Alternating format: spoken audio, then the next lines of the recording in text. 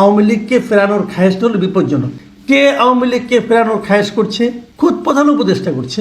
এখন আমার কথা হলো যে প্রধান উপদেষ্টা একটা উপদেষ্টা মণ্ডলী মানে ভার্চুয়ালি উনি প্রধানমন্ত্রী, তো উনি যখন কোনো একটা মন্তব্য করেন, কোনো একটা সিদ্ধান্তের কথা জানান, তাও কি বিদেশি একটা ফোরামে বিদেশি একটা প্রতিনিধি দলের কাছে উনি যখন বলেন যে আওয়ামী লীগকে নিষিদ্ধ করার কোনো ইচ্ছা তার সরকারের নাই, তাহলে তার সরকারের দুজন সদস্য যখন ওনার বিপরীতমুখী কথা বলেন, তখন কি সরকার বলতে আর কিছু থাকে? আমি এই প্রশ্নটা করতে চাই। আমার বক্তব্য হলো প্রধান উপদেষ্টা যে কথাটা বলেছেন, তার উপদেষ্টা মণ্ডলীর দুজন সদস্য এ বিষয়ে কি মন্তব্য করলেন? কোন দুজন সদস্য? একজন মাহফুজ আলম, যিনি তথ্য মন্ত্রণালয়ের উপদেষ্টা, আর একজন আসিফ মাহমুদ সজীব ভুঁইয়া। এই ভদ্রলোক যুবক্রিয়া এবং সেই সঙ্গে এলজিআরডি মানে স্থানীয় সরকার মন্ত্রণালয়ের উনি উপদেষ্টা। এই দুই ভদ্রলোক কি বললেন? এই দুই ভদ্রলোকের বক্তব্যটা আমি পড়ি। দুই ভদ্রলোক কিন্তু একইভাবে এমন বক্তব্য দিলেন যে বক্তব্যটা প্রধান উপদেষ্টার বক্তব্যের সম্পূর্ণ বিপরীত। এবং দুজনই শুক্রবার দিন মাহফুজ আলম বললেন আওয়ামী লীগ ফ্যাসিবাদী বিদেশি অর্গান, দিল্লি থেকে আওয়ামী লীগকে নিয়ন্ত্রণ করা হয়। এবং তিনি এটাও বললেন এই দলের বাংলাদেশে এখানে কোনো এদের স্থান নাই, এটা বিদেশ থেকে উৎপত্তি হওয়া একটা রাজনৈতিক দল। তোমাকে আওয়ামী লীগ প্রশ্নে কোনো ছাড় দেওয়া হবে না, এটা হলো মাহফুজ আলমের কথা। কোনো উনি ছাড় দিবেন না। আর ওনার প্রধান উপদেষ্টা বলেন যে আওয়ামী লীগকে নিষিদ্ধ করার কোনো ইচ্ছা তাদের নাই।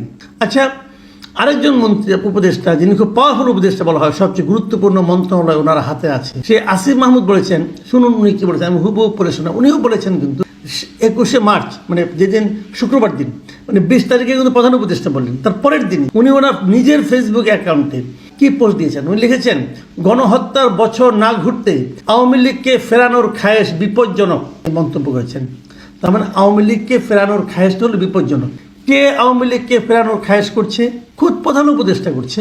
এখন আমার কথা হলো যে প্রধান উপদেষ্টা একটা উপদেষ্টা মণ্ডলী মানে ভার্চুয়ালি উনি প্রধানমন্ত্রী, তো উনি যখন কোনো একটা মন্তব্য করেন, কোনো একটা সিদ্ধান্তের কথা জানান, তাও কি বিদেশি একটা ফোরামে বিদেশি একটা প্রতিনিধি দলের কাছে উনি যখন বলেন যে আওয়ামী লীগকে নিষিদ্ধ করার কোনো ইচ্ছা তার সরকারের নাই, তাহলে তার সরকারের দুজন সদস্য যখন ওনার বিপরীতমুখী কথা বলেন, তখন কি সরকার বলতে আর কিছু থাকে?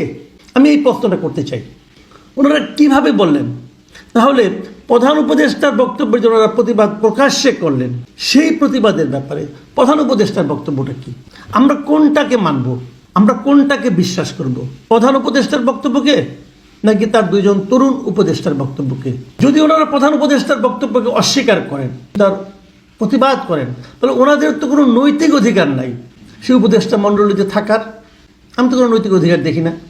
আবার যদি বিপরীত দিকে প্রধান উপদেষ্টা যখন দেখেন যে ওনার বক্তব্যের সম্পূর্ণ বিপরীত বক্তব্য, ওনার বক্তব্যকে খণ্ডিত করে তুচ্ছ তাচ্ছিল্য করে আরই দুইজন উপদেষ্টা বক্তব্য দিচ্ছেন, তখন উনি বা কী করে ওনাদেরকে উপদেষ্টা মণ্ডলীতে রাখেন? মনে রাখতে হবে এই টোটাল উপদেষ্টা মণ্ডলী কিন্তু প্রধান উপদেষ্টা নিয়োগকৃত উপদেষ্টা মণ্ডলী। প্রধান উপদেষ্টা ঠিক করেন কে থাকবেন কে থাকবেন না। তাহলে উনি যখন ওনাদেরকেও রাখেন, তার অর্থটা কি দাঁড়ায়? এই অর্থটা কিন্তু গুরুত্বপূর্ণ। উনি কি তাহলে বলতে চাচ্ছেন যে আমি যা বলি এটা বলার জন্য বলি, ওরা যেটা বলে সেটা করার জন্য বলে? কোনটা? এই পৃথিবীর কোনো দেশে তো এরকম হয় না। সরকার কীভাবে টিকে থাকে? নাকি এই সরকারের এটাই বৈশিষ্ট্য যে যার যার মতো স্বাধীন, এবং একটা পলিটিক্যাল ইস্যুতে প্রধান উপদেষ্টা যেটা বলবেন সেটাই তো হওয়া উচিত। তো তার বিপরীত মুখে কথা অন্য উপদেষ্টারা কি করে প্রকাশ্য ফোরামে বলে, পাবলিক ফোরামে বলে? প্রধান উপদেষ্টা যদি মেরুদণ্ড থাকে, ওনার এই জিনিসটা ক্লিয়ার করা উচিত। জনগণের কাছে ওনার ইমেজ কিন্তু যাচ্ছে, জনগণ বুঝতে পারছে, জনগণ বলাবলি করছে এই ভদ্রলোকের তো কোনো ক্ষমতাই নেই। নিজের কথার বিপরীতে তারই উপদেষ্টা মনে লোকজন বলছে। পলিটিক্যাল পার্টি বলতে আমার কোনো আপত্তি ছিল না, যে কোনো পলিটিক্যাল পার্টি, যে দুইজনের পলিটিক্যাল পার্টি হতে সে বলতে পারে, আমার কোনো আপত্তি নেই। হাসনাত আবদুল্লাহ বললে আপত্তি নাই, সার্জিস আলম বললে আপত্তি নেই, আখতার হোসেন, নাহিদ ইসলাম, এরা যে কেউ বললে আমার কোনো আপত্তি নেই, তারা বলতে পারে, এটা তাদের পলিটিক্স, এটা নিয়ে আমার কোনো কথা নাই। কিন্তু ওনার উপদেষ্টাদের মধ্যে দুইজন কি করে বলে? আবার এই দুজন কিন্তু পার্টির সঙ্গেও যুক্ত হয়নি। ভাই, আপনাদের আচার আচরণ কথাবার্তাতে পার্টির সঙ্গে মিলে যায়, তাহলে আপনারা ওই পদ ছেড়ে দিয়ে পার্টিতে জয়েন করেন। কেন জয়েন করছেন না? গাছেরটাও খাবেন, তলারটাও করাবেন এই জন্য? নাকি উপদেষ্টার যে মজাটা, উপদেষ্টার অর্থনৈতিক সুবিধা, পাওয়ার এক্সারসাইজ করা, নিজের এই দলের পক্ষে সারা দেশে সরকারি বিভিন্ন টুলসকে ব্যবহার করা, এই জন্য আসেন আপনারা ওখানে? এটা কিভাবে এবং কেন সম্ভব? আমি মনে করি এই মুহূর্তে উচিত হবে দুটো অপশন আমার কাছে, হয় প্রধান উপদেষ্টা এই দুইজনকে বের করে দিবেন, অথবা প্রধান উপদেষ্টা নিজে অপমানকে হজম করে তারপর থেকে পদত্যাগ করবেন। কারণ উনি যদি প্রধান উপদেষ্টা থাকেন তাহলে এটা ওনার জন্য অসম্মানজনক যে ওনার পরিষদের সদস্যরা তার কথাকে খণ্ডন করছে, তার কথাকে মূল্যহীন বলছে। তাহলে ওনার পদত্যাগ করা উচিত। কে পদত্যাগ করবেন? পদত্যাগ একজনকে করতে হবে যদি আপনারা সম্মান বজায় রাখতে চান।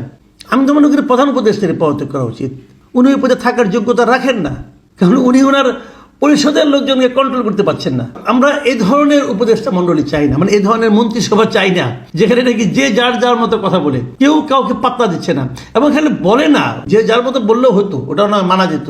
তো প্রধান উপদেষ্টার বক্তব্যকে অস্বীকার করে সেটাকে তার বিপরীতমুখী কথা বলে, এটা আমি জীবনে প্রথম দেখলাম। নাকি এটা অতি গণতন্ত্রের নমুনা, তাও বলতে পারবো না।